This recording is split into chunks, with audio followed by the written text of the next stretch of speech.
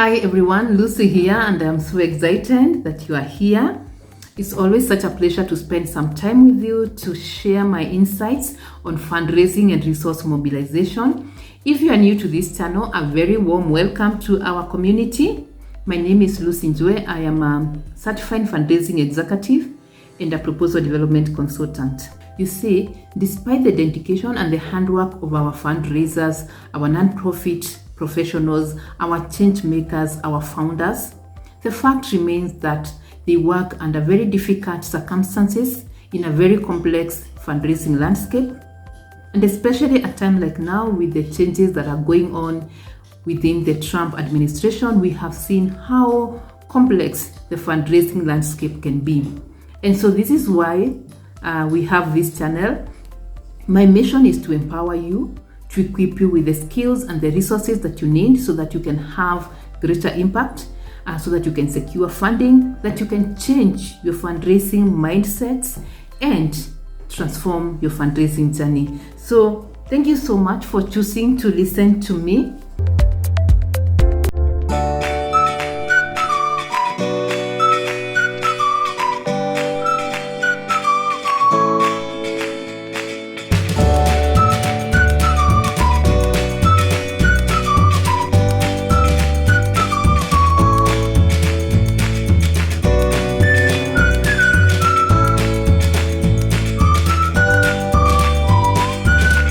Today I'm going to be sharing some of the common mistakes that academicians make in proposal writing.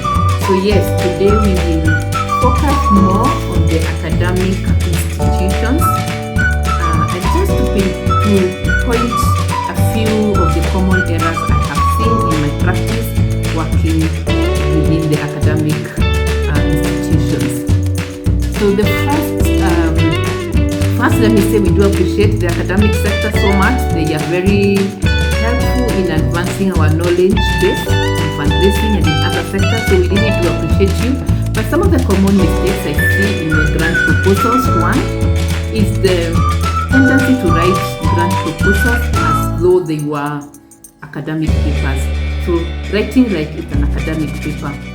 So we do understand that in the academia there's a lot of writing basis and all that, and what I see is that we tend to bring this in our grant proposals, which may not work very well for us.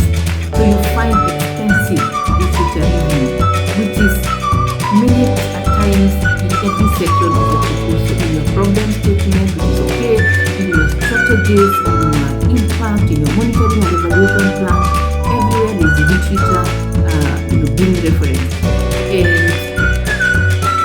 And while this is okay within your sector, but when it comes to writing grant proposals, there's need to check on this and minimize it, because donors are mainly not interested in a lot of literature review, but more on the solution and the impact that you're going to create. And so a lot of your writing should go into writing about the solutions, the strategies, the impact.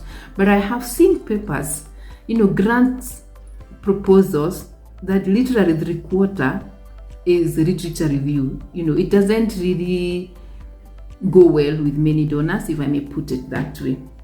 The other key challenge I see is the overemphasis on the problem statement.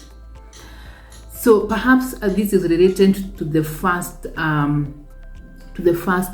point I talked about, writing it like an academic paper, like a thesis paper.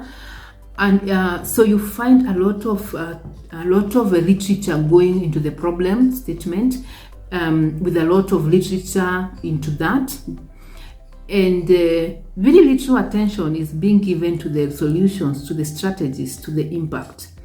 So this is again just a question of balancing it out and ensuring that your paper is not all about the problem. Indeed, remember, most donors, they are very clear about the problem they want to address. They understand that problem very well.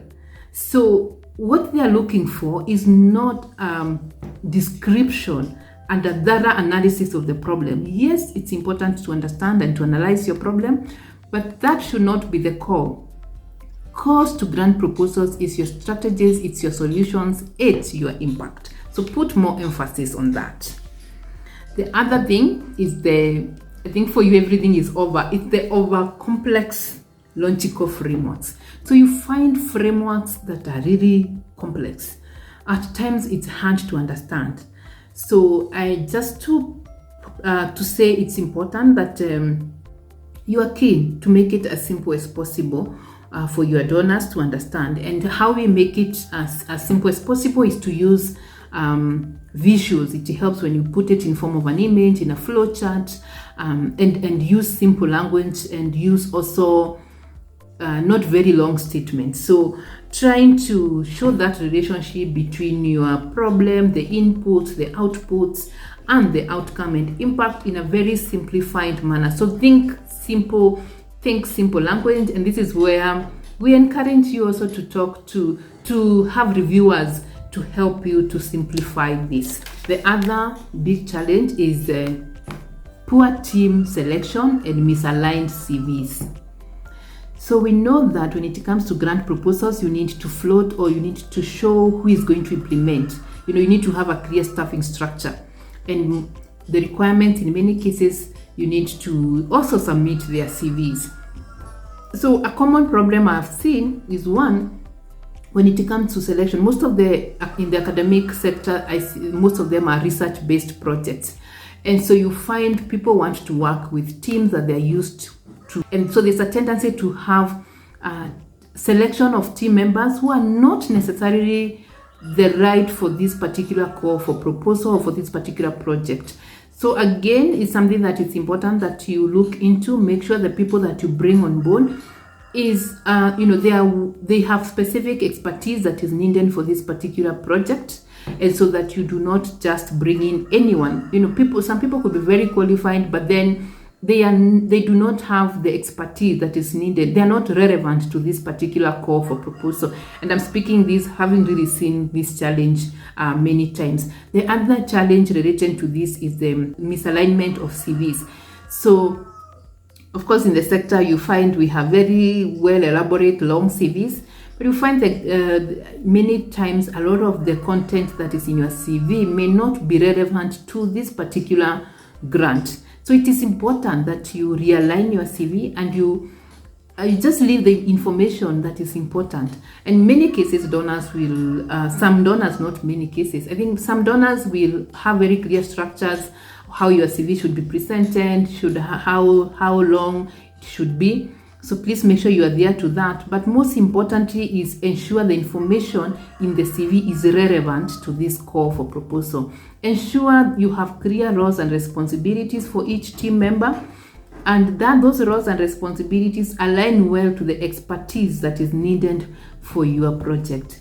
So I can't overemphasize that more, but I see it a lot. It's a big challenge within the academic sector. I may be wrong, but from the ones I have seen, of course I don't mean everyone, but I see it commonly coming up. So kindly look into that.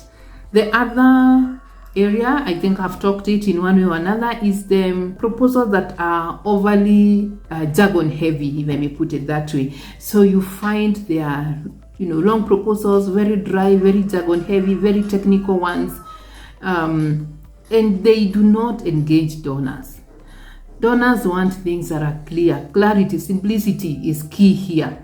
So the clearer you are, the more simple at times you are. I know it can be very hard in this sector, but you need to try and clarify it as much as possible.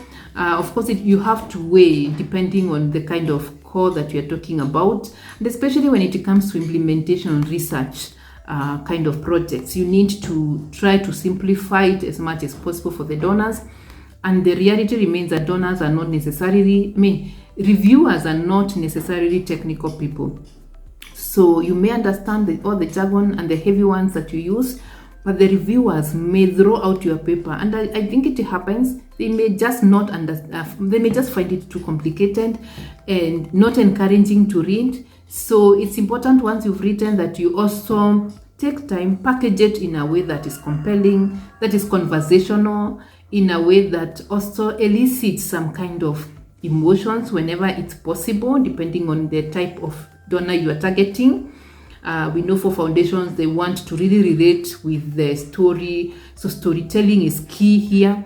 For government, they may need very technical ones, but it's just a balance. It's a question of balancing so that you're not thrown out because of some of these simple things.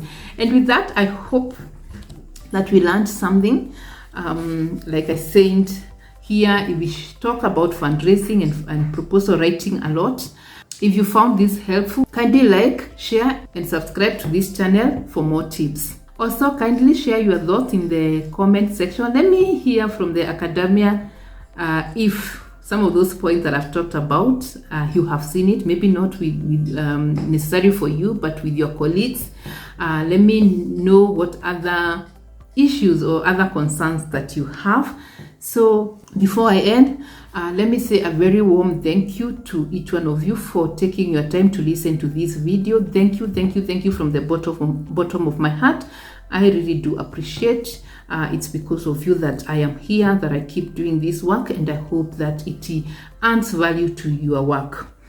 Lastly, we have a masterclass that I have prepared for you. It's a masterclass on the ultimate guide to writing proposals. Kindly, if you have some moment, check it out. Click the link below. We'll leave it in the description. And let's learn. Let's take time to learn about grant writing, about proposal writing, and the fundraising landscape as a whole. So with that, a very warm thank you, and see you in the next video. Thank you.